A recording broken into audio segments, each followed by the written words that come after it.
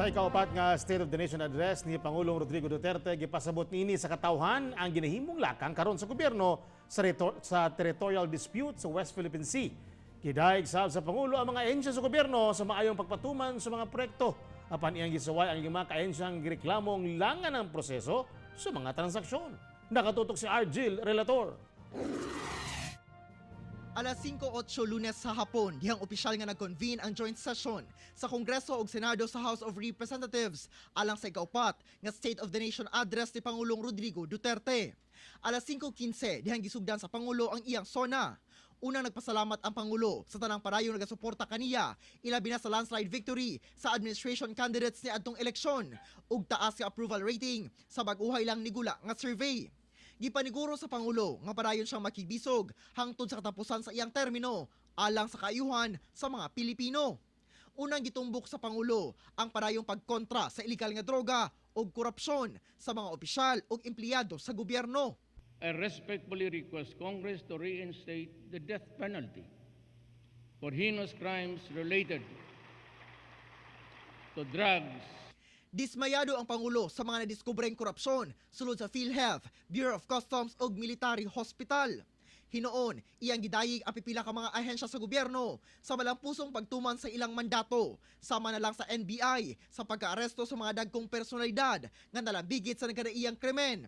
PAGCOR sa taas nga income, DPWH alang sa mga inter-island connectivity projects, DepEd alang sa taas nga number of enrollees ug DENR alang sa rehabilitation sa Boracay ug Manila Bay. Apan giwarningan sa Pangulo ang ahensya sa LTO, SSS, BIR, Land Registration Authority ug Pag-ibig Fund tungod sa mga reklamong gipadangat kabahin sa hinay nga pagproseso sa mga transaksyon sa ilang mga kliyente. Sukwahi sa pagpatuman sa Ease of Doing Business Act. I reiterate my directive to the government on instrumentalities, including the LGUs and the government corporations. Simplify. Andito ba kayo? Simplify. Just like the others. You can do it electronically.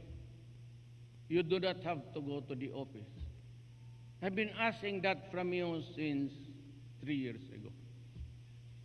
Pag hindi pa ninyo nagawa yan ngayon, papatayin ko talaga kayo. Sinasabi ko na sa inyo, be assertive. At pag kayo o ikaw hiningian more than the required payment by government at humingi pa sa iyo, I've been telling you, mag-iskandalo kayo sa opisina. Make a scene. Sampalin mo yung na yan. Kasi aabot rin sa akin yan. Nagdugay ang Pangulo sa pagtuki sa issue sa West Philippine Sea. Din iyang gikabutyag nga dili andam ang nasud sa pakigera sa China o ubang nasud nga niangkon niini. Bisan pa man og internationally recognized pinaagi sa United Nations Convention for the Law of the Sea kun UNCLOS og desisyon sa UN Arbitral Tribunal nga ang Pilipinas ang dunay katungod sa West Philippine Sea. There are those who say that we should stand up and stop those who fish in our economic zone. Of course, we will do in due time. Suportado sab sa Pangulo ang planong pag-revive sa mandatory ROTC sa grade 11 ug 12. Ginapaspasan na sab sa Pangulo ang pagtukod og Department of Disaster Resilience, Department of Water Resources ug Department of Overseas Filipino Workers. Niabot og usa ka oras ug 33 minutos ang ika-apat nga SONA sa Pangulo.